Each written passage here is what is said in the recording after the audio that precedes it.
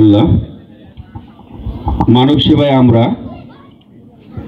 প্রথম প্রতিষ্ঠা বার্ষিকী ও দ্বিতীয় বর্ষে পদার্পণ উপলক্ষে আজকের আলোচনা সভা ও স্বেচ্ছাসেবীদের মিলন মেলার সম্মানিত সভাপতি, মঞ্চে উপবিষ্ট সম্মানিত প্রধান অতিথি, বিশেষ অতিথি এবং মানব সেবায় আমরা সংগঠনের প্রতিষ্ঠাতা আমার শ্রদ্ধেয় বড় ভাই বুলবুল ভাই সহ সামনে উপবিষ্ট আমার কলিজার টুকরো স্বেচ্ছাসেবী সকল রক্তযোদ্ধা ভাইরা, প্রত্যেককে জানাই এই তীব্র গরম এবং রোদের উষ্ণ সম্বর্ধনা এবং সালাম। কলসিপুর ম্যাঙ্গো সিটি পরিবারের পক্ষ থেকে সালাম ও শুভেচ্ছা। আসসালামু আলাইকুম ওয়া রাহমাতুল্লাহ। আপনাদের কি গরম লাগছে? এই অনুষ্ঠানে এসে ভালো লাগছে না? চারিদিকে মুক্ত বাতাস। সবচেয়ে বড় কথা হচ্ছে, যখনই আমরা কোনো স্বেচ্ছাসেবী প্রোগ্রামে একত্রিত হতে পারি তখনই আমাদের মন থেকে মনে হয় একটা ঈদের দিন। আর ঈদের দিন কোনো ঝড় বৃষ্টি, মেঘ বাদল, গরম এগুলো কিছুই লাগে না। কেন লাগে না? আমি যে কাজটা করি সমাজের জন্য, আমার আশপাশে বসে আছে সেই সকল যোদ্ধা ভাইয়েরা, তাদের সাথে একত্রিত হওয়ার কারণে আমি মহান রব্বুল আলামিনের কাছে শুকরিয়া আদায় করি। সকলে বলুন আলহামদুলিল্লাহ। সমাজে বিভিন্ন মানুষ থাকবে, বিভিন্ন সংগঠন থাকবে, বিভিন্ন মতের থাকবে, বিভিন্ন পথের থাকবে। সবচেয়ে বড় হচ্ছে প্রত্যেক মানুষের একটা আল্লাহ শ্রেষ্ঠ সম্পদ দিয়েছে। কি জানেন? শ্রেষ্ঠ সম্পদটা হচ্ছে বিবেক। আপনার বিবেকই হচ্ছে পৃথিবীর শ্রেষ্ঠ আদালত।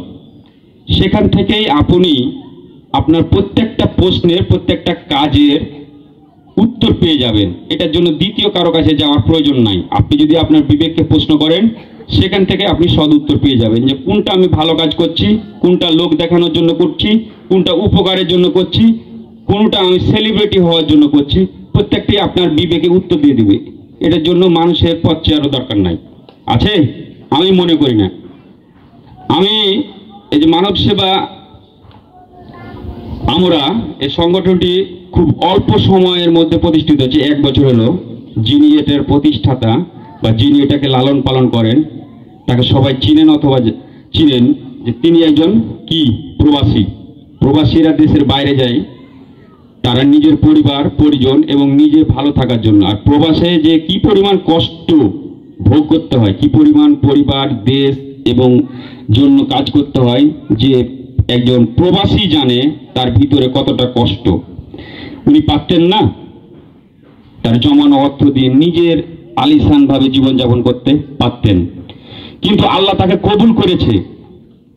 তার কিছু অর্থ, উপার্জিত অর্থ দিয়ে সে বাংলাদেশের, সে চাঁপাইনবাবগঞ্জ জেলার বিভিন্ন প্রান্তের মানুষের উপকার করছে। এটাতে আপনারা খুশি না বেরাজ? আলহামদুলিল্লাহ। আমি অত্যন্ত খুশি যে তিনি প্রবাসে নিজের দেশের, নিজের ভালোবাসা, নিজের দেশের শ্বাস প্রশ্বাস, জলবায়ু, পরিবার পরিজন, আনন্দ সকল কিছু বিসর্জন দিয়ে একদিকে যেমন বাংলাদেশে রেমিটেন্স এনে দিচ্ছে, বাংলাদেশের অর্থনৈতিক চাকা ঠিক রাখছে, অপরদিকে তার এই ক্ষুদ্র প্রচেষ্টার মাধ্যমে সাধারণ মানুষ উপকৃত হচ্ছে। আমি তাকে স্যালুট জানাই। এ ধরনের মানুষ আজও আছে বলে মানবতা বেঁচে আছে। আমি আজকের এই প্রোগ্রামের মধ্য দিয়ে মানব সেবায় আমরা সংগঠনের উত্তরোত্তর সাফল্য কামনা করছি। সেই সাথে সাথে আজকে যে উপস্থিত মেহমানেরা শত কষ্ট করে গরমে আছে, এ কারণে মানব সেবায় আমরা সংগঠনের পক্ষ থেকে তাদেরকে আমরা আন্তরিক ধন্যবাদ ও কৃতজ্ঞতা জানাচ্ছি।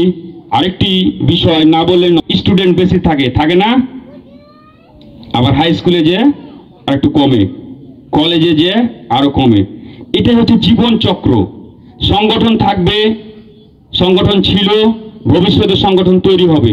ঠিক এই চক্রের মতো, কখনো ভালো কাজ করবে কেউ, আস্তে আস্তে কারো কমবে, আবার ধীরে ধীরে আরো কমবে, আবার তৈরি হবে। তাই আমরা সব সময় আমরা অন্যের সমালোচনা না করে, অন্যের দিকে না তাকিয়ে আমরা সব সময় নিজের গড়টা বিচার বিশ্লেষণ করব। আমি কতটুকু সমাজের জন্য করতে পারছি। ঠিক আছে? আপনি যদি আপনার বিবেকটা দিয়ে আপনার কাজকে মূল্যায়ন করেন, তাহলে অন্যের সমালোচনা করার আপনি সময় পাবেন না। আরে ভাই, সমালোচনা করতে গেলে যোগ্যতা লাগে। সবাইকে কিন্তু সমালোচনা করা যায় না। যার যোগ্যতা আছে সমাজ তারই সমালোচনা করে। তাই কেউ যদি কারো প্রতি সমালোচনা করেন, মন খারাপ করে পিছিয়ে পড়ার কোনো প্রয়োজন নেই। আপনি আপনার উদ্যমে কাজ করে যান। আমি আর আমার বক্তব্য দীর্ঘায়িত করতে যাচ্ছি না।